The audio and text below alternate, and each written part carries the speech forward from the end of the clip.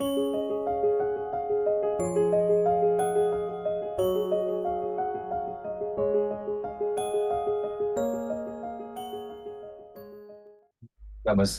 नरं चैव नरोत्तमं देवीं सरस्वतीं व्यासं ततो जयमुदीरये।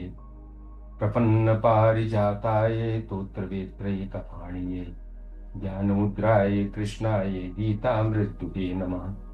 वसुदेवसुतं देवं कंसचाणूरमर्दनं देवकी परमानंदम कृष्णं वंदे जगद्गुरुं।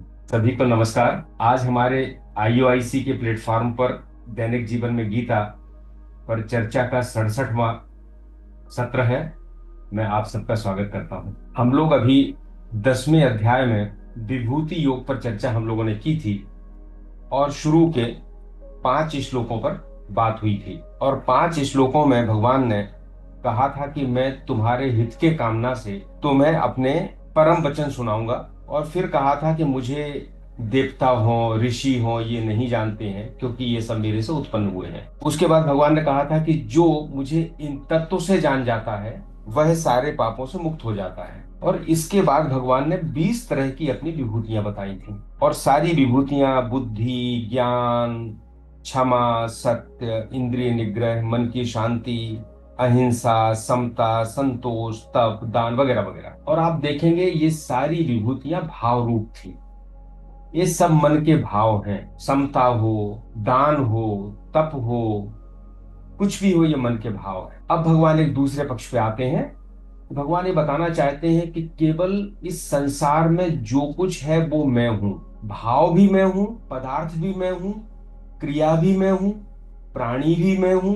ऐसा कुछ नहीं है जो भगवान का प्रोजेक्शन ना हो, परमात्मा का प्रोजेक्शन ना हो। तो अब जो हम लोग अभी 6वें श्लोक से शुरू करेंगे, तो इसमें सबसे पहले भगवान ने अपनी 25 विभूतियां बताई हैं व्यक्ति रूप में। भगवान कहते हैं, 6वां श्लोक, महर्षयः सप्त पूर्वे चत्वारो मनवस्तथा मद्भावा मानसा जाता येषां लोक इमाः प्रजाः। महर्षयः सप्त पूर्वे, महर्षिया मतलब 7 महर्षि, सप्त ऋषि, जिनको हम लोग आसमान में देखते हैं ना और कहते हैं सप्त ऋषि का ये आसमान में दिखते हैं। उनको पश्चिम में कहा जाता है ग्रेट वियर, बड़ा भालू, और हम लोग उनको देखते हैं सप्त ऋषियों के रूप में। उनका स्थान है वो। महर्षियः सप्त पूर्वे चत्वारो, इनके पहले की 4 वो क्या है? वो है सनत कुमार, सनकादि, सनक, सनंदन, सनातन और सनत कुमार, 4 ऋषि। इनके बारे में बात करेंगे। भगवान कहते हैं कि महर्षियः सप्त पूर्वे चत्वारो मनवस तथा, और मनु। तो 7 ऋषि, सनकादि ऋषि और मनु, 14 मनु होते हैं। मदभावा मानसा जाता, ये सब मेरे में लीन रहते हैं और मेरे मानस से इनकी सृष्टि हुई है, ये पैदा हुए हैं। येषाम लोक इमः प्रजा, और उनसे इस संसार के सारे प्राणी उत्पन्न हुए हैं। सो पहले तो हमें अपने मन में भाव ये रखना है कि भगवान के नाभि कमल से ब्रह्मा जी पैदा हुए। ब्रह्मा जी से सबसे पहले 4 सनकादि ऋषि पैदा हुए, उसके बाद मनु पैदा हुए, उसके बाद रुद्र, और उसके बाद ये प्रजा आगे बढ़ी। सो जिस प्रकार ये सब भगवान की मानस प्रजा हैं, उसी क्रम में हम सब भी हैं। सो हम पहले तो अपने मन में भाव ये रखें कि हम कितने महान हैं। हम पाप की संतान नहीं है जैसे कि दूसरे धर्म कहते हैं कि आदम हव्वा को मना किया था और उसने सेब खा लिया, एप्पल खा लिया, और इसके बाद ये प्रजा पूरी हुई, क्योंकि वो एक गलती का परिणाम है। हम गलती के परिणाम नहीं है। हमारे अंदर जो दिव्य है वो भगवान का अंश है, और हम उस एक जो दिव्य परमात्मा है उसकी परंपरा से उपजे हैं। ये बात हमारे मन में कितना आत्मविश्वास लाती है। जब विवेकानंद जी ने शिकागो में कहा कि शृण्वन्तु विश्वे अमृतस्य पुत्रा, ये संसार सुनो, हम सब अमृत के पुत्र हैं, ईश्वर के पुत्र हैं। किसी और धर्म में तो ईश्वर का पुत्र केवल एक होता है जो दूत बन के आता है, यहाँ तो हम सब ईश्वर के पुत्र हैं, उसी परंपरा से आए हैं। तो अभी हम जो आगे विवेचन करेंगे, इसमें आप मनुओं के नाम भूल जाएं, सप्त ऋषियों के नाम भूल जाएं, सनकादि ऋषियों के नाम भूल जाएं, कोई फर्क नहीं पड़ता। रुद्र कितने होते हैं भूल जाएं, लेकिन मन में ये भाव हो कि जो ये परंपरा चली आ रही है, इसी परंपरा में मैं पैदा हुआ हूं।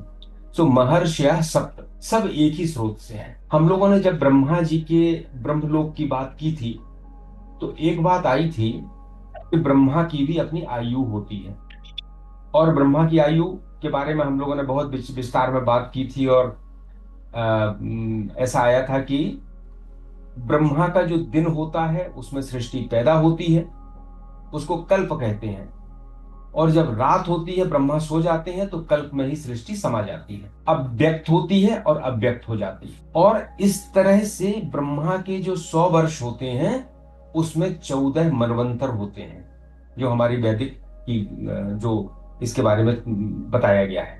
मनवंतर मतलब मनुओं का अंतर, जब एक मनु से दूसरा मनु आ जाता है तो उसको बोलते हैं मनवंतर। सो ब्रह्मा के एक जीवन में, एक कल्प में, एक दिन में 14 मनवंतर होते हैं, 14 मनु होते हैं। अभी आपकी जानकारी के लिए बता दें कि 7वां मनवंतर चल रहा है और ब्रह्मा की आयु 51 वर्ष हो चुकी है। और 7वें मनवंतर में, इस मनवंतर में अपने सप्तऋषि हैं, अपने मनु हैं।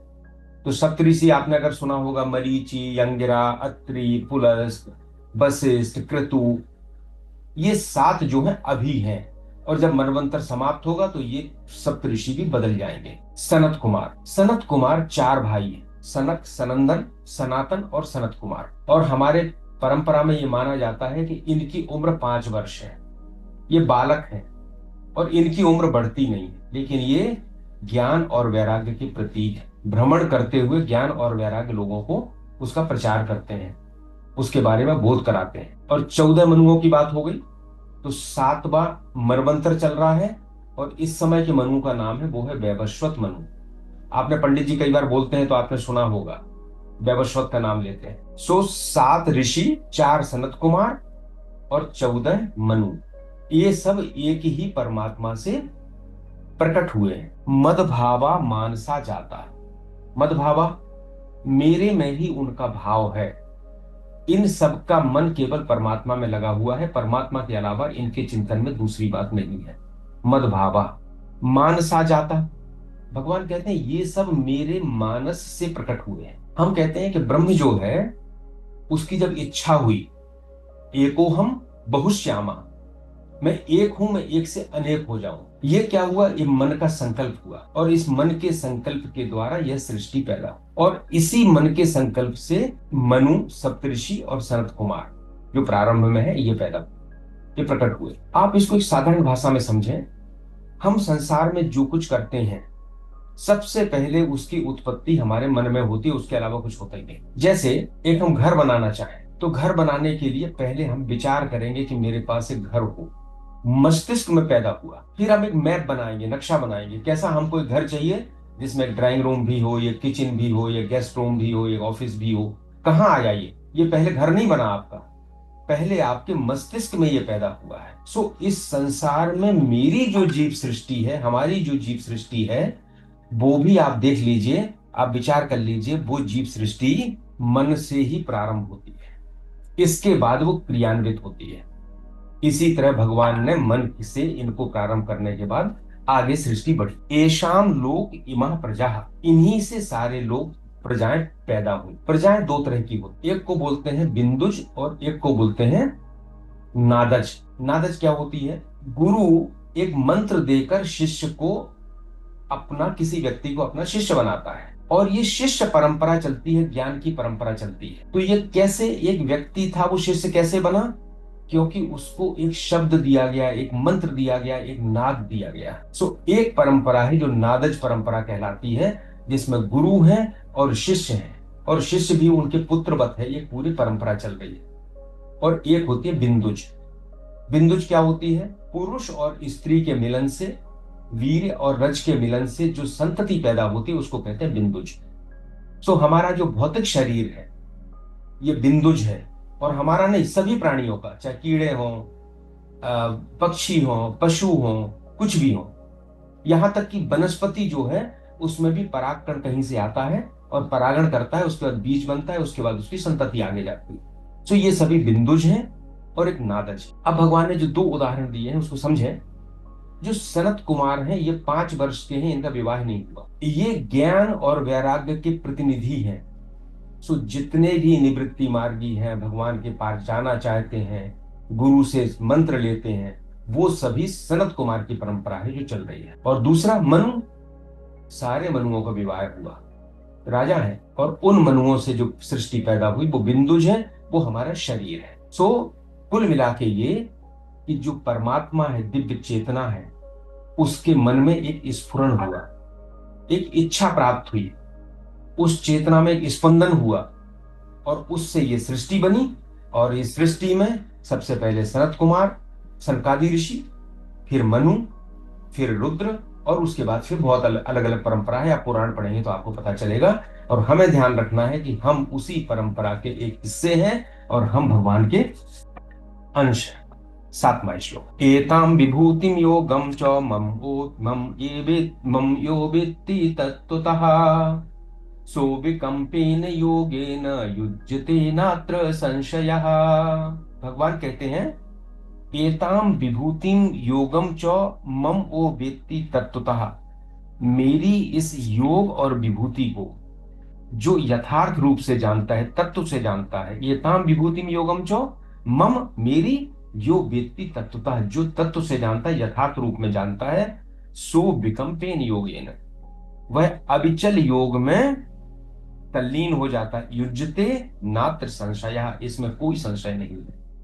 सो हमको भगवान क्या कह रहे हैं कि तुम मेरे योग और विभूति को जानो, जानने के बाद तुम उस अविचल योग में स्थित हो जाओ, इसमें कोई शक नहीं है। सो योग और विभूति, इन दो चीजों को हम समझें। हम लोग पहले भी इस पे चर्चा कर चुके हैं, पर एक बार और बात करते हैं। योग का अर्थ है सामर्थ्य, जिससे भगवान जिस सामर्थ्य का उपयोग करके ये अभिव्यक्त करता है पूरे संसार को। हम क्या बोलते हैं, योग माया, नाम सुना होगा आपने भगवान की योग माया।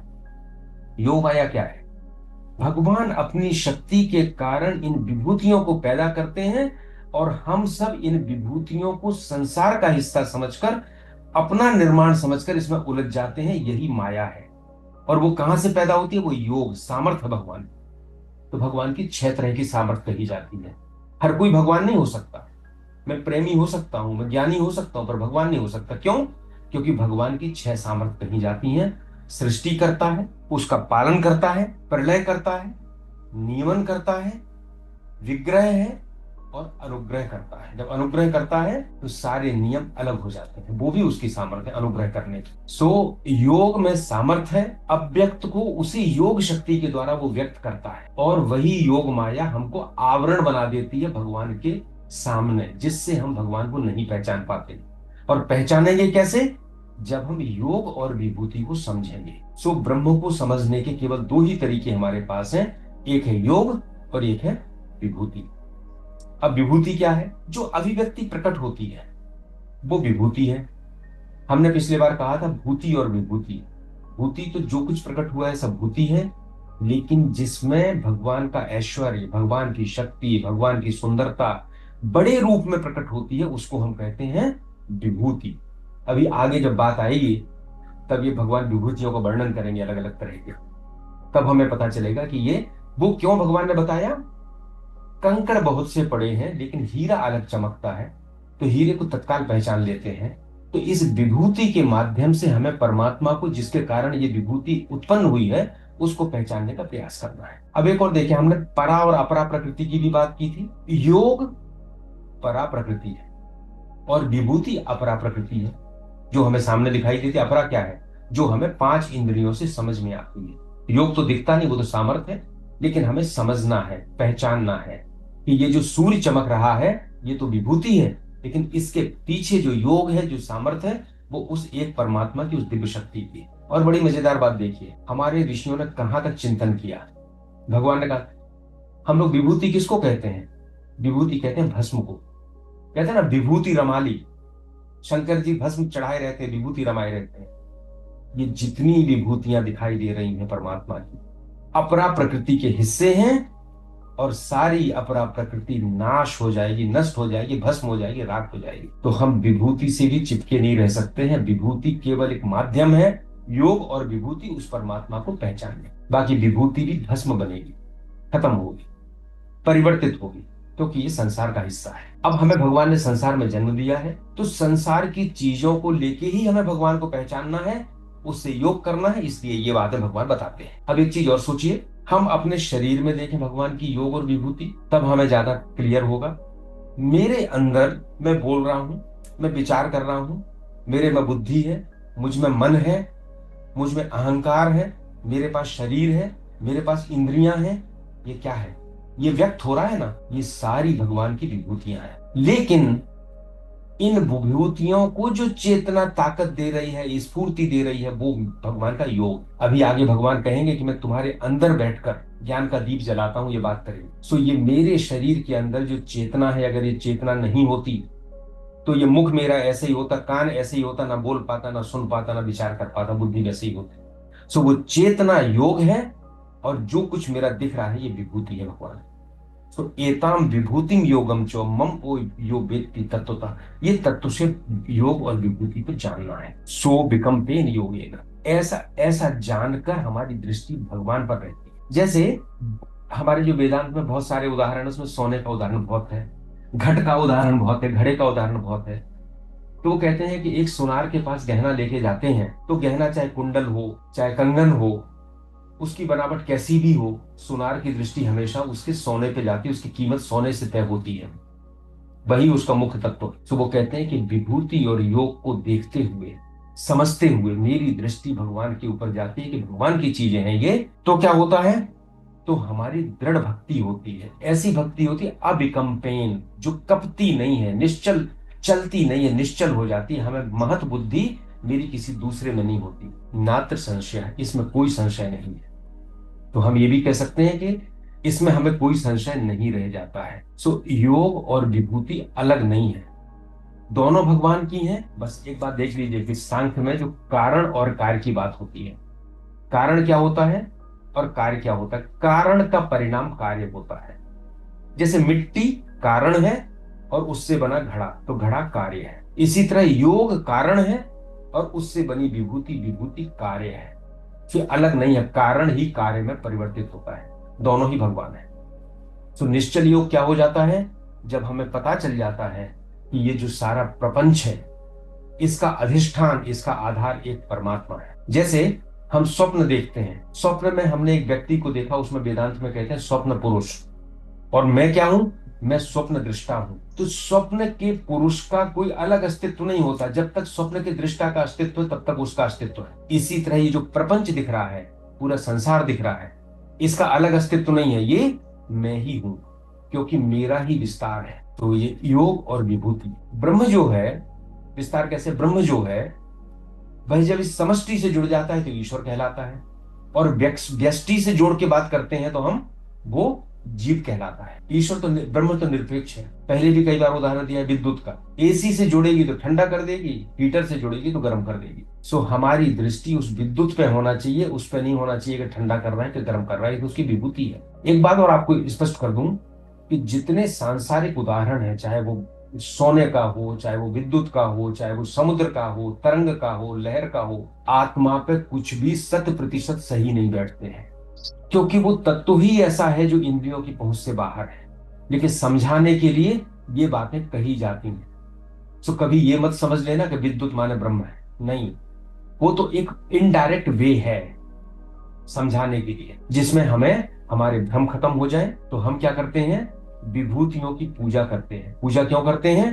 क्योंकि वो भगवान का रूप है, तो हम विभूतियों के माध्यम से उस ब्रह्म की पूजा करते हैं, परमात्मा की पूजा करते हैं, सूर्य की पूजा करते हैं, चंद्रमा की पूजा करते हैं, पीपल की पूजा करते हैं, इन सब की पूजा करते हैं। ऐसे समझकर अविकम्पेन योगेन युज्यते नात्र संशयः।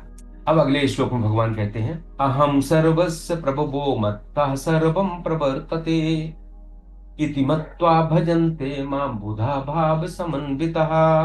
अहम सर्वस्य प्रभवो, प्रभव माने उत्पत्ति, मैं सभी का उद्गम हूं। अहम सर्वस्य प्रभवो, उत्पत्ति स्थान हूं। मत्तः सर्वम प्रवर्तते, सब कुछ मेरे से ही पैदा हुए हैं। इति मत्वा भजन्ते माम, ऐसा जानकर भजन करते हैं। कौन? बुधा भाव समन्विता, बुद्धिमान लोग भावना को साथ में लेकर भावना से समन्वित होकर। अहम सर्वस्य प्रभवो, अभी हम लोगों ने बात की थी मानस सृष्टि, नादस सृष्टि, बिंदु सृष्टि। हम अपने संसार में देखते हैं तो हमारे ग्रंथ कहते हैं कि चार तरह की सृष्टियां हैं। एक तो उद्भिज है, जो अंकुर से पैदा होती है, वृक्ष है, वनस्पति है। दूसरा जरायुज है, जो जरा जरायुज जो हम लोग हैं, जो माँ की कोख से पैदा होते हैं। तीसरा अंडज है, जो पक्षी हैं, जो अंडे से पैदा होते हैं। और चौथे हैं स्वेदज, जो पसीने से पैदा होते हैं, श्वेत से पैदा हो। स्थावर है, जंगम है, जड़ है, चेतन है। अहम सर्वस्व प्रभुवो, इन सब का उत्पत्ति स्थान मैं हूं। मत्ता सर्वम प्रवर्तते। मत्ता मतलब मेरे से। मत्ता अगर हम कहें कि सर्वस्व शब्द जो है वो विभूति बता रहा है, और मत्ता शब्द जो है वो योग बता रहा है, मेरी शक्ति से, मेरे से पैदा हुआ। इति मत्वा भजन्ते माम, ऐसा जानकर मेरा भजन करते हैं। क्या जानकर? योग और विभूति को जानकर। ये जानकर कि इस संसार में स्थूल, सूक्ष्म और कारण जो कुछ भी है वो सब भगवान है। व्यष्टि और समष्टि के भेद को जानकर, और ये जानते हैं जब बाह्य जगत को जान जाते हैं तो उससे निवृत्त हो जाते हैं, परमात्मा में स्थित हो जाते हैं, भजन करते हैं। भजन का अर्थ केवल कीर्तन, उनके गुणों का गान ही नहीं है। भजन का अर्थ है हमारी सारी क्रियाएं उनके प्रति समर्पित हो जाए। इति मत्वा भजन्ते। कौन? बुधा भाव समन्विता। ऐसे बुद्धिमान लोग जो इसको जान जाते हैं कि सब कुछ भगवान है, और जब वो भगवान को जान जाते हैं, उनका आश्रय लेते हैं, तो उनमें देवी संपदा का उदय होता है। भाव समन्विता एक बड़ी समस्या है। एक तो मेरे हृदय में भाव होता है और मेरे मस्तिष्क में बुद्धिमानी होती है, और जहां भी बुद्धिमानी केवल है वहां व्यक्ति बुद्धिमानी से काम नहीं चलता। वो क्रूर हो जाएगा, स्वार्थी हो जाएगा, चालाक हो जाएगा। और आज क्या हो रहा है? यही तो हो रहा है।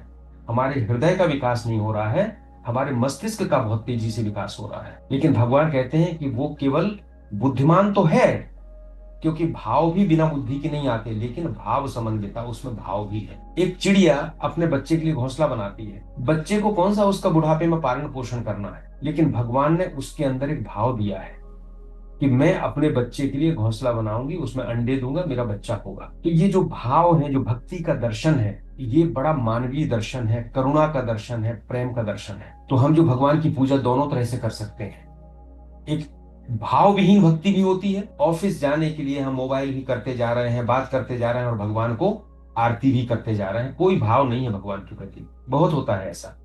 और एक वो भाव जिसमें भक्त कहते हैं कि उनका हृदय भर आता है, आंसू निकलने लगते हैं। बहुत ऊपर की स्टेज है, हमने तो अभी किसी को नहीं देखा ऐसा भाव में, पर होता है, शास्त्र कहते हैं। लेकिन हम थोड़ा सा अपने जीवन को थोड़ा सा तो बदल सकते हैं। हम पूजा करें, थोड़ा हम भाव में स्थित होने का प्रयास करें। ये सारी चीजें प्रयास से आती हैं, एक के बाद एक जो हम निरंतर अभ्यास करते हैं उससे आती है। अहम सर्वस्व प्रभुवो मत्तः सर्वम प्रवर्तते इति मत्वा भजन्ते मां बुधा भाव समन्विता। तो जब हम ये समझ जाते हैं कि संसार का स्वरूप क्या है, योग क्या है, विभूति क्या है, भगवान के प्रति अविकंपेन योग हो जाता है, निश्चल भक्ति हो जाती है, तो भाव भी अपने आप पैदा होना प्रारंभ हो जाते हैं। ये चूंकि भक्ति का प्रकरण है, इसलिए ये बात है। आप जब अलग अलग प्रकरण पढ़ेंगे तो कई बार बड़े आपस में भ्रम भी पैदा हो जाता है। जैसे भक्ति क्या कहती है? अस विचार पंडित मुहि भजी, पायऊ ज्ञान भगति नहीं तजी। वो कहते हैं कि जो भजन करते हैं, भक्ति करते हैं, वो ज्ञान भी मिल जाता है उनको, लेकिन भक्ति को वो त्यागते नहीं है। मतलब भक्ति ज्ञान भी देती है। और आप जब ज्ञान मार्ग की बात करेंगे तो वो कहते हैं कि नहीं, ज्ञान ही अंतिम स्टेज है, वो ज्ञान की बात कर। ज्ञानी कहते हैं कि कर्मयोग जो है वो मन की चित्त शुद्धि करके ज्ञान प्रदान करता है। और कर्मयोगी कहते हैं नहीं, हमारा कर्मयोग तो हमको निष्काम बनाता है, फल की आसक्ति से दूर करता है और भगवान से जोड़ देता है। सो जो जिस विधा का है वो उस विधा की बात करता है। अब आप क्या करें? या तो ग्रंथों में उलझे रहें, अलग अलग तरह की टीकाएं पढ़ते रहें, या आप अपने मन में सोचें, अपने अंदर जो विभूतियां हैं उनके बारे में विचार करें और देखें कि आपका हृदय कैसा है। आप भक्ति मार्गी हैं, ज्ञान मार्गी हैं, कर्म मार्गी हैं, चेतना का स्तर कैसा है, उसको एक को पकड़ ले। राह पकड़ तू एक, चला चल पा जाएगा मधुशाला। लेकिन सब लोग एक बात में एक मत है, चाहे कोई भी हो। अंत जो है वो सबका एक ही लक्ष्य और वहीं सभी पहुंचते हैं। प्रक्रियाओं में थोड़े बहुत मतभेद हो सकते हैं। तो हमें ये जानकर, चूंकि भक्ति का प्रकरण चल रहा है, तो भगवान हमसे कहते हैं कि तुम भजन कर भाव के अगला श्लोक। मच्चित्ता मद्गत प्राणा बोधयन्तः परस्परम कथयन्तश्च मां नित्यं तुष्यन्ति च रमन्ति च। मच्चित्ता मद्गत प्राणा, जिसका चित्त मेरे में लीन है, और मद्गत प्राणा, जिसके प्राण मेरे में लीन है। बोधयन्तः परस्परम, वे आपस में बैठकर एक दूसरे को बोध कराते हैं, चर्चा करते हैं। कथयन्तश्च माम नित्यम, सदैव मेरा गुणगान करते हैं। तुष्यन्ति च रमन्ति च, तुष्ट रहते हैं, आनंदित रहते हैं। मच्चित्ता, मेरे में चित्त जिनका स्थित है, स्वयं का लगना। फिर हम वही पूजा की बात करेंगे। हम पूजा करते हैं, पूजा यांत्रिक होती है, चित्त कहीं और होता है। लेकिन जब हम क्योंकि हमने अपने को, मैं जो करता हूं, मैंने अपने को संसार का माना है और पूजा करने का प्रयास कर रहे हैं। तो जो मेरी पूजा का मेरा चित्त तो मेरा नौकर है ना, मेरी इंद्रियां मेरी नौकर है।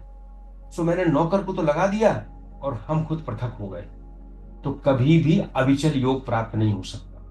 लेकिन जब मेरे मन में यह भाव आ जाता है कि परमात्मा मेरे हैं और मैं परमात्मा का हूं, तो जब मैं ही चला गया तो मेरा चित्र तो दूसरी जगह जा ही नहीं सकता। सो ये भाव कि जीव और जगत उस चैतन्य का ही प्रतिफलन है और मैं भी स्वयं वही। और मैं आपको बताऊं, ये मन का प्रशिक्षण है, ये ट्रेनिंग है आपके मन की, जो हम बार बार अभ्यास करके ला सकते हैं। और संसार में जब हम रहते हैं तो जितने विषय आते हैं, कामनाएं आती हैं, हम उनको छोड़ नहीं सकते। हम सब गृहस्थ हैं, हमारे पास बहुत सी जिम्मेदारियां हैं, हम उनको छोड़ नहीं सकते। लेकिन जब वो विषय सामने आता है, वो कामना सामने आती है, तो मुझे ये मेरा चित्त ये बताए, मेरे चित्त में ये बात आ जाए कि यह कामना, ये सारी चीजें, अंतिम जो इसका अधिष्ठान है वो परमात्मा है। सो हम मत चित्ता हो गए। मदगत प्राण, हमारे प्राण भी भगवान में मिल गए। प्राण कैसे भगवान में मिलेंगे? हमारे शरीर में एक तो अन्नमय कोश है, दूसरा हमारा प्राणमय कोश है। प्राण क्या होता है? जो हम श्वास लेते हैं उससे प्राण आता जाता है, प्राण एनर्जी है। प्राण क्रियात्मक है, जितनी क्रियाएं होती हैं वो प्राण से होती हैं। और जो हमारे यहाँ चेतना है, चेतना बोधात्मक है, जितना बोध होता है वो चेतना का परिणाम है। चेतना कई स्तर पर काम करती है। चेतना जब हमारे शरीर के स्तर पर काम करती है तो हमें सब कुछ, अपना संसार, अपना परिवार, अपना शरीर, अपने मित्र, अपना बेटा, अपनी पत्नी दिखाई देते हैं, क्योंकि वो बोध उसने हमें जो कराया वो संसार का कराया। वही चेतना जब ऊपर उठती है, बुद्धि में काम करती है, तो उसका प्रभाव बदल जाता है। और वही जब चेतना आध्यात्मिक स्तर पर उठ जाती है तो उसका प्रभाव, उसका बोध बदल जाता है। फिर वो चेतना हमें भगवान का बोध कराती है, इस संसार की असलियत का बोध कराती है, जिसमें हमने मच्चित्ता की बात की। अब प्राण हमने कहा कि जो ऊर्जा है, और जितनी काम हम करते हैं, क्रियाएं जो करते हैं, वो प्राण के कारण। सो हमारा जीना प्राण के कारण है, और हमारी चेष्टाएं, प्रयास भी प्राण के कारण है। और प्राण कर्मेंद्रियों को चलाता है। सो मदगत प्राणा का मतलब यह हुआ कि हम अपनी कर्मेंद्रिय भगवान को अर्पित कर दें। हम इन कर्मेंद्रियों से जो काम करें, हम खेती करें, हम व्यापार करें, हम फाइल पे लिखें, हम मुंह से बोलें, हम कानों से सुने, हम गंध लें, हम देखें, वो सभी, उसमें सभी में प्रभु को देखें, प्रभु को सारी क्रियाएं समर्पित करें। मैं खेती कर रहा हूं, इसलिए कर रहा हूं कि प्रभु, ये जो फसल पैदा होगी, जो अन्न पैदा होगा, वो आपके लिए होगा, आपको समर्पित होगा, आपके भोग के लिए, प्रसाद के लिए होगा। तो ये हम हो गए मदगत प्राण। अब भगवान कहते हैं कि मन और प्राण से जो प्रकट हो रहा है, उसको जब हमने ईश्वर से समर्पित कर दिया, तो हम क्या हो गए? मच्चित्ता मदगत प्राणा। प्राणों में जब आप अंदर जाएंगे ना, तो प्राण बहुत तरह के होते हैं, और शरीर का संगठन उन्हीं से होता है। जब मृत्यु हो जाती है ना, तो उसके बाद भी कहते हैं कि दो तरह के प्राण शरीर में बचे रहते हैं। इसीलिए शरीर मृत्यु के तत्काल बाद डिसइंटीग्रेट नहीं होता, उसको समय लगता है, उसका टेम्परेचर भी रहता है कुछ देर तक, फिर वो डिसइंटीग्रेट होता है, प्राण एक एक करके निकलते जाते हैं। और जब ये किसको, देवदत्त और कूर्म प्राण जो है निकल जाते हैं, तो शरीर डिसइंटीग्रेट होने लगता है। सो कभी भी प्राण को आत्मा मत समझिए, दोनों चीजें अलग अलग है। प्राण इस संसार का हिस्सा है, चित्त भी इस संसार का हिस्सा है। और हमने जैसे कहा कि परमात्मा पर जाने के लिए जो संसार में हमें मिला है, उसी का उपयोग करेंगे, तो हम चित्त का उपयोग करेंगे और प्राण का उपयोग करेंगे। मच्चित्ता मदगत प्राण बोधयन्तः परस्पर। ऐसे व्यक्ति क्या करते हैं, बोधयन्तः, एक दूसरे को सुनाते हैं। जब हम लोग प्राइमरी में पढ़ते थे तो हमारे बड़े साधारण चीजें हैं, बहुत कठिन नहीं है। तो हमारी जो टीचर होती थी वो कहा करती थी कि पहाड़े, पहाड़े आप जान, पता नहीं बच्चे क्या कहते हैं उसको, पहाड़े वाला 2 दूना 4 2 3 6 इस तरह का जो पहाड़ा होता है, वो हम बच्चे, एक बच्चा खड़ा होता था, वो पढ़ चिल्लाता था जोर जोर से, और दूसरे बच्चे उसको दोहराया करते थे। क्या हुआ, बोध यंता परस्पर, मैंने बोध कराया, उसने उसको रिपीट। इसी तरह से जो ऐसे व्यक्ति होते हैं, जब दो व्यक्ति मिलते हैं तो भगवान की जो उनकी अनुभूतियां होती हैं, जो भगवान की लीला है, भगवान का प्रभाव है, भगवान की शक्ति है, भगवान की कथाएं हैं, उनको वो एक दूसरे को सुनाते हैं। एक दूसरे को क्यों सुनाते हैं, देखिए एक दीपक जल रहा है तो दीपक के नीचे अंधेरा होता है, पर अगर 2 दीपक रख दिए जाएं तो एक दीपक दूसरे दीपक के नीचे का अंधेरा खत्म कर देता है। सो बोध यंता परस्परम, नए नए भाव पैदा होते हैं। मुझे क्या अनुभव हुआ मैंने बताया, आपको क्या अनुभव हुआ आपने बताया, तो ये चर्चा चलती है। मैं आप लोगों से पिछली बार चर्चा हुई थी, मैंने एक छोटा सा आश्रम बनाया है नर्मदा किनारे। अभी एक बड़े तपस्वी संत हैं, वो मेरे आश्रम में रुके हैं पिछले 1.5 महीने से। उनका नाम है निर्मल चेतन पुरी जी महाराज। सन्यासी हैं, बीतरागी हैं, कोई आश्रम नहीं है, पैदल चलते हैं, पूरे भारत में भ्रमण करते हैं, जहां आश्रय मिल जाता है वहां रुक जाते हैं। मेरे ऊपर स्नेह है तो मेरे पास आके वो 1.5 महीने से रुके हैं। अब मैं देखता हूं कि वो 1 घंटे सोने के बाद 23 घंटे जप करते हैं। आपको आश्चर्य होगा, कोई आना चाहे तो उनके दर्शन कर सकता है, 8 जून तक रहेंगे मेरे पास। अब वो क्या करते हैं बीच में, अब वहां कोई है तो नहीं, उनके बहुत से सन्यासी मित्र हैं जो उन्हीं के स्तर के हैं। तो वो मैंने देखता हूँ कभी उपनिषद का, कभी रामचरितमानस का कोई एक प्रसंग ले लेते हैं, ग्रुप में जोड़ लेते हैं और चर्चा शुरू करते हैं। तो उनके जो सन्यासी हैं, दूसरा कोई हरिद्वार में है, कोई हिमालय में है, तो बात करते हैं 1 1 2 2 घंटे। तो वो है बोधयंता परस्परम, वो अपनी बात बताते हैं, दूसरे अपनी बात बताते हैं। सो जब टेक्नोलॉजी हमारे पास हो गई है तो हम उसका भी उपयोग कर सकते हैं। सो बोधयंता परस्परम। सब कुछ जानने के बाद भी ज्ञान की कोई सीमा नहीं है। मेरे मित्र ने हो सकता है कोई दूसरी चीज जान ली हो, और अगर वही चीज होगी, वही रिपीट करेगा, तो वो चीज, वो ज्ञान मेरे अंदर दृढ़ हो जाएगा। कथयंतश्च माम नित्यम, कथयंतश्च मतलब प्रवचन करना, बताना। तो कहते हैं कि सनक, जो सनकादि ऋषि हैं, 4 भाई हैं, तो चलते जाते हैं, एक भाई कथा करने लगता है, 3 उसके श्रोता बन जाते हैं, चुप नहीं रहते, जो मिल जाता है उसको सुनाते। सुनना, कथा करने वाले को कथा करने का अभिमान होता है, और ना श्रोता को लज्जा होती है कि मैं सुन रहा हूं, मुझे आता नहीं है। तो बोधयंता परस्परम कथयंतश्च माम नित्यम तुष्यंती च रमन्ति च, उसी में संतुष्ट रहते हैं, क्योंकि वह भगवान आधार है, भगवान में संतुष्ट रहते हैं। रमन्ति चो, रमन्ति का अर्थ है भगवान में रमण करना, भगवान में प्रेम करना। और आपने एक चीज और सुनी होगी कि हमें हर परिस्थिति में खुश रहना है, समता रखना है। तो क्या होता है, जब ये होता है तो एक भाव बनता है आनंद का, प्रेम का, और वो हमारी आध्यात्मिक प्रगति में सहायक होता है। तुष्यंती च रमन्ति च। अगला 10वां श्लोक, तेषां सतत युक्तानां भजतां प्रीति पूर्वकम ददामि बुद्धि योगम तम येन माम उपयान्ति ते। तेषां सतत युक्तानां, ऐसे जो सतत युक्त है मेरे से, भजताम प्रीति पूर्वकम, मुझे प्रीति पूर्वक भजते हैं। ददामि बुद्धि योगम तम, मैं उनको क्या देता हूं, बहुत महत्वपूर्ण है। ये नहीं कह रहे हैं कि मैं उनको संसार के सुख दे देता हूं, मैं उनको यश दे देता हूं, नहीं, बुद्धि योग देता हूं। ददामि बुद्धि योगम तम एन माम उपयान्ति ते, इसको पाकर वो मुझे प्राप्त कर लेते हैं। हमारा धर्म बड़ा अद्भुत है। संसार का कोई धर्म ऐसा नहीं है सनातन को छोड़कर जिसने बुद्धि को महत्व दिया है। सारे धर्म विश्वास की बात करते हैं। उनका परमात्मा अगर 7वें आसमान पर बैठा है तो आपको विश्वास करना पड़ेगा।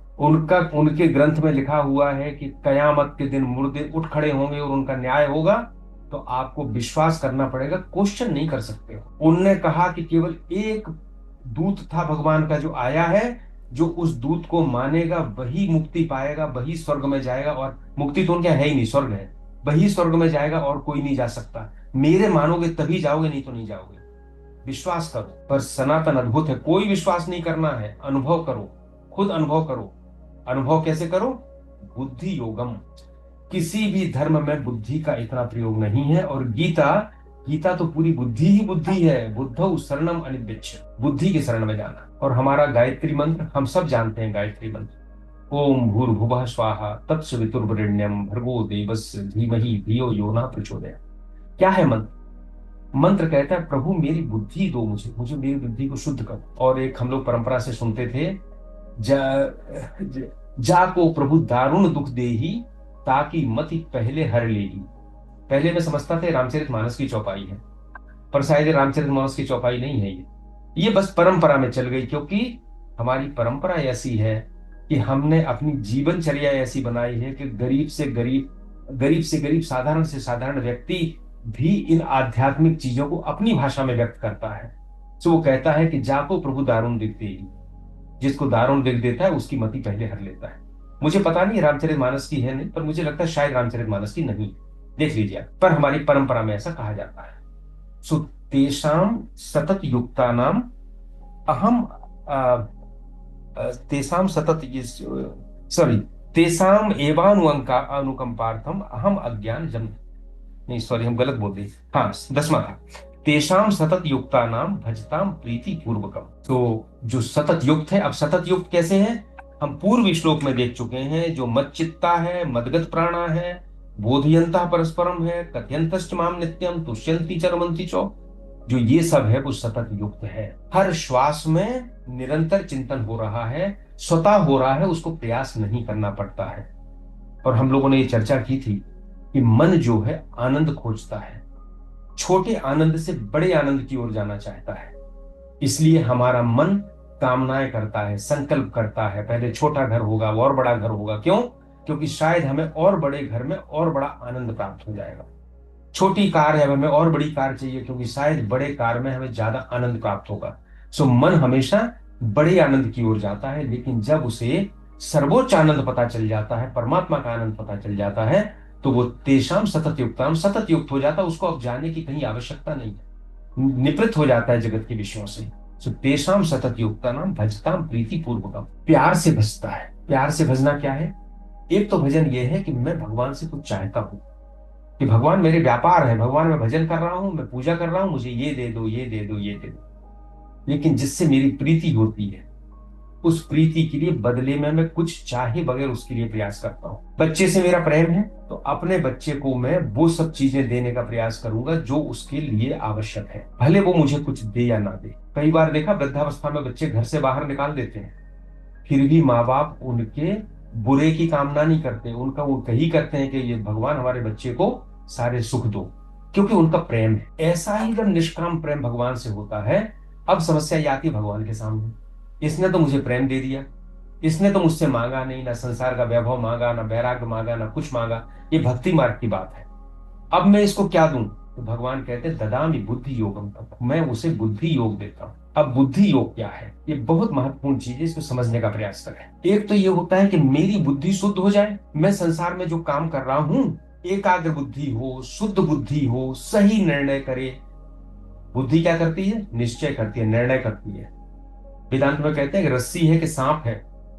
जब ये भ्रम पैदा होता है अंधेरे में, तो मन तो संकल्प विकल्प करता है कि हो सकता है सांस हो सकता है बुद्धि हो, ओ सॉरी रस्सी हो, लेकिन बुद्धि तय कर देती कि ये सांप है या बुद्धि या रस्सी है। सो बुद्धि हमारे संसार में हर चीज का निर्णय करती है। तो ऐसी बुद्धि जो यथार्थ निर्णय करे, वो बुद्धि हमें भगवान देते हैं। अब बुद्धि भी केवल एक बुद्धि नहीं होती, बुद्धि भी वेदांत कहता है 3 तरह की होती है। एक तो होती है प्राकृतिक बुद्धि, मेरे पास जो बुद्धि है जो भगवान ने मुझे दी है वो प्राकृतिक बुद्धि है। और बुद्धि हर व्यक्ति में अलग अलग होती है, किसी में ज्यादा होती है, कोई इंटेलिजेंट होता है, कोई थोड़ा सा कम इंटेलिजेंट होता है, कम बुद्धि हो। देखिए, अगर भगवान ने हमारा रंग रूप अलग है, कोई गोरा है, कोई काला है, कोई नाटा है, कोई लंबा है, किसी की बुद्धि कम है, किसी की बुद्धि ज्यादा है, अगर ये सारी चीजें परमात्मा को प्राप्त करने की शर्त होती तो भगवान ने हमारे साथ अन्याय किया होता। हमें बुद्धि नहीं दी, अब बुद्धि नहीं दी तो मैं परमात्मा को प्राप्त कैसे करूं? मेरे साथ तो अन्याय कर दिया भगवान ने। तो ये सारी चीजें जो हैं ये आधार हो सकती हैं, लेकिन ये भगवान को प्राप्त करने की अंतिम चीज नहीं है। तो प्राकृत बुद्धि जो है, जो कम ज्यादा होती है, वो त्रिगुणात्मक होती है। कभी सात्विक होती है, कभी राजसी होती है, कभी तामसी होती है, और हमारी बुद्धि बदलती रहती है। और उस बुद्धि के ऊपर आहार का प्रभाव पड़ता है।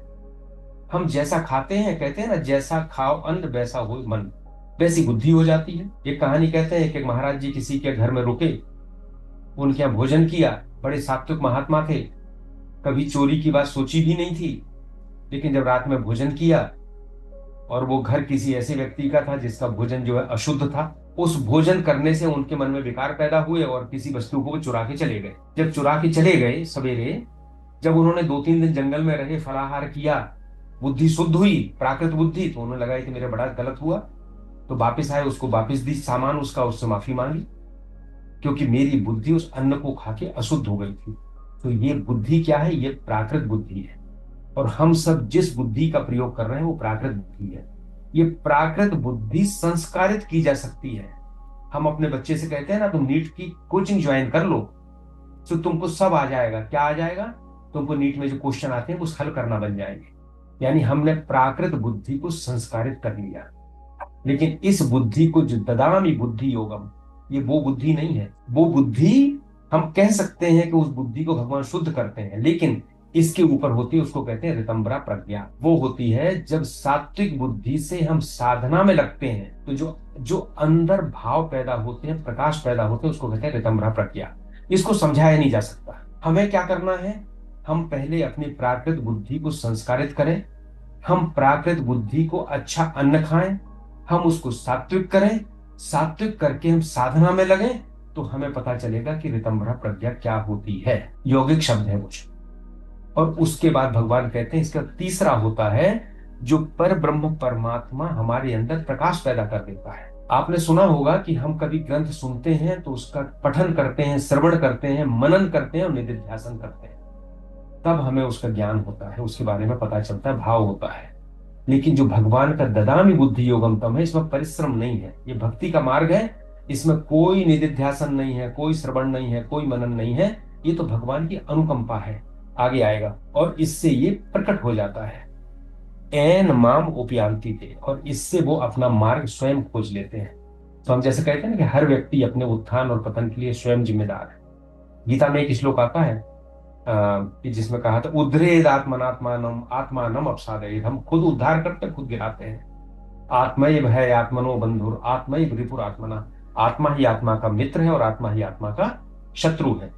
सो ये बुद्धि को संस्कारित करना, सात्विक करना, भोजन को ध्यान रखना, इसके बाद साधना करना, उसके बाद अंदर जो प्रकाश पैदा हो रहा है उसको समझना, भगवान की विभूति को समझना, भगवान के योग को समझना, इसको अंदर दृढ़ निश्चय करना, और इसके बाद भगवान ददामी बुद्धि योगम, फिर बुद्धि योग प्राप्त होता है। हम सब इस मार्ग के साधक हैं। हमें नहीं पता कैसा होता है, देखते हैं। क्योंकि गीता कह रही है इसलिए हम इस पर विश्वास करते हैं, भगवान ने हमसे कहा है। अगला श्लोक, तेषाम एवानुकंपार्थम अहम अज्ञानजं तमः नाशयामात्म भावस्थो ज्ञान दीपेन भास्वता। तेषाम एवानुकंपार्थम, उन पर दया करने के लिए, नाश्याम अहम अज्ञानजं तमः नाश्याम, मैं उनका अज्ञान से उत्पन्न अंधकार नष्ट कर देता हूं। आत्मभावस्थो, मैं उनके अंतःकरण में स्थित हो जाता हूं, होकर ज्ञान दीपेन भास्वता, प्रकाश में ज्ञान दीप जला देता हूं। तेसाम एवानुकंपात, भक्त कुछ मानता नहीं है, भगवान क्या करते हैं? अनुकंपा कर देते हैं। सो देखो, दो चीजें हैं, एक तो होता है पुरुषार्थ साध्य और एक होता है कृपा साध्य। संसार की जो चीजें हैं वो पुरुषार्थ साध्य है, हम पुरुषार्थ करते हैं, वो प्राप्त होते हैं। उसमें कुछ चीजें हैं जिसमें प्रारब्ध भी बीच में आता है, और भगवान ने और भी बहुत सी चीजें कही हैं। अधिष्ठानम तथा कर्ता कर्णम च पृथक विधम विविधाश्च पृथक चेष्टा दैवम च वाक पंचमम, 5 कारक बताए हैं सांख्यों में भगवान ने गीता में। सो पुरुषार्थ साध्य जो चीजें होती हैं वो क्षणिक होती हैं, परिवर्तनशील होती हैं। मुझे पुरुषार्थ से पद मिल जाएगा, धन मिल जाएगा, मकान मिल जाएगा, यश मिल जाएगा, लेकिन सारी चीजें क्षणिक हैं। आप अपने जीवन में देखिए ना, मैं कुछ दिन पहले शासकीय सेवा में था। सो सब कोई जानता था कि मैं गृह सचिव, मुझे प्राप्त हुआ था। आज मैं रिटायर्ड हो गया, मैं अलग हो गया। अब ये मेरा गृह सचिव होना मेरी स्मृति में बचा है, और ये स्मृति कुछ लोगों की स्मृति में और बचा है। और आने वाले समय में ये स्मृति भी समाप्त हो जाएगी। तो जो कुछ मैं था वो सारा एक स्वप्न था, इसके अलावा और कुछ नहीं था। सो ये जो पुरुषार्थ साध्य चीजें हैं, हमें पद मिल गया, हमें धन मिल गया, संपत्ति मिल गई, ये सारा क्षणिक है, परिवर्तनशील है। और दूसरा होता है कृपा साध्य, अनुकंपा से जो मिलता है, ये कृपा है। भगवान की जो योग की शक्ति थी ना 6, उसमें आखिरी शक्ति थी अनुग्रह, कृपा। सारे नियम शिथिल हो जाते हैं। और वो कृपा कब मिलती है? जब हम समर्पण करते हैं और जब भगवान के ऊपर दृढ़ विश्वास करते हैं। अनन्यता से मिलती है, अनन्यता शब्द भी आया था, समर्पण से मिलती है। तेसा मेवानुकंपार्थम अहम अज्ञानजम तमः नाश्याम्य, मैं उनके अंदर होने वाले अज्ञान से उत्पन्न अंधकार को नष्ट कर देता हूं। परिश्रम नहीं करना पड़ता। जैसे किसी कमरे में कोई वस्तु रखी है और अंधेरा है और अंधेरे में हमें दिखाई नहीं दे रही, जैसे ही प्रकाश करते हैं वो दिखाई देना शुरू हो जाती है। सो ईश्वर हमारे अंदर है, परंतु हमारे अहंकार के कारण, हमारे अविचल योग ना होने के कारण हमें उसका अनुभव नहीं हो रहा है। तो भगवान क्या करते हैं? उस अवरोध को हटा देते हैं, दिखाई अपने आप देने लगता है। और देखिए कितना कितना लॉजिकल है। अगर आपने भगवान की कृपा के बाद इस अवरोध को हटा दिया, तो भगवान के हाथ में भी नहीं है कि वो आपको इस अनुभूति से रोक सके। जैसे हम एक कमरे में बैठे और खिड़कियां बंद है, बाहर सूरज निकला हुआ है, सूरज की अनुकंपा बरस रही है। अगर मैं खिड़की खोल देता हूं तो सूरज में भी ताकत नहीं है कि वो अंदर आने से रुक जाए। भगवान में भी ताकत नहीं है कि अगर आप ये सब करते हैं तो वो अनुकंपा ना करे, वो ज्ञान का दीप ना जलाए। और हम अपने सार्वजनिक, अपने सामान्य रूप से देखो, भगवान क्या कहते हैं? ज्ञान दीपिन भास्वता, स्थित होकर ज्ञान का दीप जला देते हैं। अज्ञान क्या है? अज्ञान है किसी चीज को गलत तरीके से समझना, संसार को स्थायी समझना, परमात्मा को नहीं समझना, यही तो अज्ञान है। हमारे परंपरा में देखिए, हम गृह प्रवेश करते हैं तो हम दीपक जलाते हैं, क्योंकि हम प्रकाश चाहते हैं। बृहदारण्यक उपनिषद क्या कहता है? अस्तो मां सदगमय, ज्योतिर्मा तमसो मां ज्योतिर्गमय, मृत्योर्मा अमृतम गमय। मुझे असत से सत की ओर, अंधकार से प्रकाश की ओर, मृत्यु से अमरता की ओर ले चलो। हम कई बार आरती करते हैं तो क्या कहते हैं? दीप जलाते हैं, शुभम करोति कल्याणम, आरोग्यम सुख संपदा, आत्म बुद्धि प्रकाशाय दीप ज्योति नमोस्तुते। उस दीपक से प्रार्थना करते हैं कि मेरी आत्म बुद्धि को प्रकाशित कर। और मैं आपको बताऊं, आप 90% से ज्यादा पंडित आत्म बुद्धि प्रकाशाय नहीं कहते, वो कहते हैं शत्रु बुद्धि विनाशाय दीप ज्योति नमोस्तुते। वो शत्रु की बुद्धि का विनाश करना चाहे, लेकिन ये बहुत गलत है। हमें आत्म बुद्धि प्रकाशाय दीप ज्योति नमोस्तुते। मैंने पंडित जी से पूछा, पंडित जी जब इतना अच्छा श्लोक है तो आप लोगों ने इसको बर्बाद क्यों कर दिया? ये द्वेष की बात, घृणा की बात, मेरे शत्रु की बुद्धि नष्ट हो जाए। अब भैया मेरी तो नष्ट हो सो हो, मैं तो अज्ञान में डूबा रहूं, पर शत्रु भी नष्ट हो जाए। तो जब हम इन मंत्रों को देखते हैं तो देखिए आप, बहुत महत्वपूर्ण है। हम ज्ञान को हर जगह चाहते हैं, प्रकाश को हर जगह चाहते हैं। इसी तरह भगवान इसी प्रकार के प्रकाश को तेसाम एवानु अनुकंपार्थम, मेरे ऊपर अनुकंपा करके ऐसे व्यक्ति पे जो इस प्रकार साधना करता है, जिसका हम वर्णन कर चुके हैं, अहम अज्ञान जम तमा, उसके अज्ञान का नाश कर देता हूं।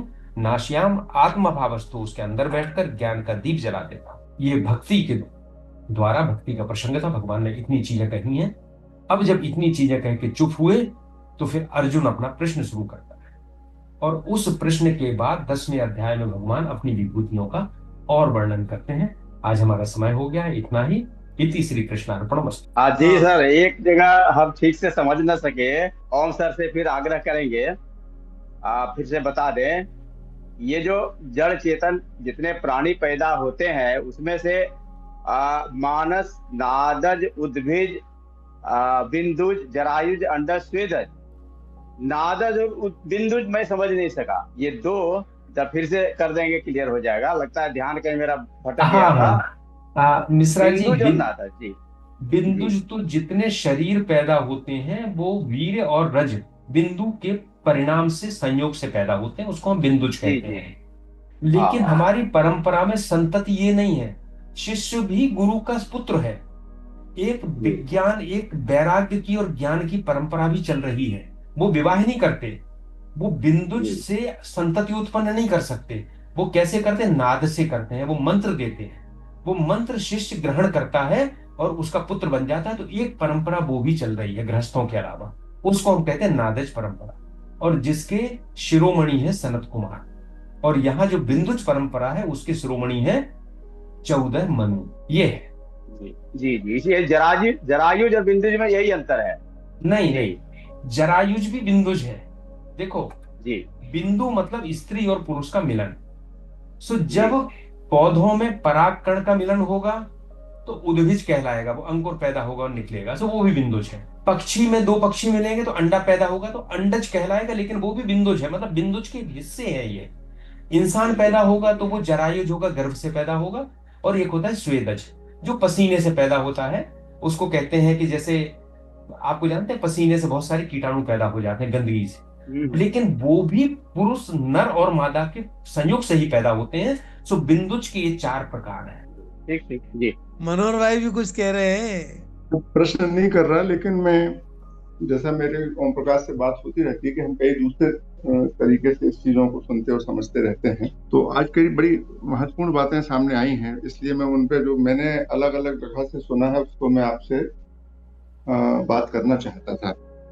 एक विद्वान कहते हैं कि हम जो ईश्वर की जो कल्पना है, जो बार बार हम लोग सब लोग कहते रहते हैं, पढ़ते रहते हैं कि ईश्वर अनंत है, तो उस अनंत तक पहुंचने का मार्ग नहीं हो सकता, तो इसलिए वो अनंत की पहचान होती है। उसको हमारा दर्शन कहता है प्राप्तस्य प्राप्ति, जो आपके पास है उसी को आपको समझना है। तो एक ये बड़ी इंटरेस्टिंग चीज थी। और फिर एक दूसरा शब्द आया कि अविचल योग प्राप्त हो जाता है। तो विचल योग प्राप्त होता रहता है क्या, ये इंटरेस्टिंग चीज है। तो इसको भी मैं किसी एक विद्वान से सोच रहा था कि उनका, और ये वो इस तरीके से बात करते हैं कि वस्तुओं में सुख नहीं होता। यदि रसगुल्ले में सुख होता तो पहले रसगुल्ला खाने में भी मजा आता, दूसरे में भी आता, तीसरे में भी आता, चौथे में भी आता, पांचवें में भी आता, और 100वें भी रसगुल्ले में आता। लेकिन क्या जब आपको एक साथ 100 रसगुल्ले खाने दे दिए जाएं तो क्या मजा आता है? 100वें रसगुल्ले में उल्टी होने लगती है। तो ये सुख आता कहाँ से है? यदि सुख रसगुल्ले में होता तो चाहे वो रूपला जी खाएं, चाहे ओम प्रकाश जी खाएं, चाहे मिश्रा जी खाएं, या मनोहर दुबे जी खाएं, आएगा। जिसको डायबिटीज है, उसके सामने रसगुल्ला रख दो तो खाते खाते वो दुखी हो जाता है। तो इसका मतलब है रसगुल्ले में तो दुख आता नहीं है, सुख नहीं है। तो सुख आपको आता कहाँ से है? तो कभी कभी जब मैं हूं का ये जो अहंकार का, जब हमारा किस एक क्षण के लिए, 2 क्षण के लिए जब आपकी कोई एक इच्छा पूरी होती है तो उतनी देर के लिए वो खत्म हो जाता है। उस समय आपके मन में कोई दूसरी इच्छा नहीं पैदा होती, उस समय आप सुखी महसूस करते हैं। और यदि आपको ईश्वर की कृपा हो जाए, जैसी भी बात चल रही थी, तो वो जो एक क्षण के लिए जो आप सुखी हो रहे थे वो लगातार सुखी रह सकते हैं। और उसका मतलब है कि यदि आप ये समझ पाए कि आपके अंदर क्या है, तो ये जो संत महात्मा बोलते हैं उनका कहना यह है कि सबसे बड़ी समस्या तो हमारी बुद्धि है। अब बुद्धि के कई प्रकार हैं, बुद्धि ही हमारा सॉल्यूशन है, बुद्धि ही समस्या है। तो हम लोग जब लोगों से बात करते हैं कि हमने अपने बाल सफेद नहीं किए हैं, किसी चीज को किसी व्यक्ति को जब हम समझाते हैं, तो आखिर हमने सफेद बाल करके सीखा क्या है? सफेद बाल करके हमने सीखा है कि क्या करने से क्या मिलेगा, और यदि हमारा ईश्वर पे विश्वास हो गया तो क्या करके क्या मिलेगा खत्म हो जाना चाहिए। तो वो संत ये कहते हैं कि जैसे ही आप विचार प्रारंभ करते हैं, किसी घटना को देखकर, किसी चीज को देखकर विचार आपके मन में आया, तो आप उस घटना के सही स्वरूप से, जो रितंबरा होना चाहिए थी, उससे आप अलग होकर कुछ और करने लगते हैं।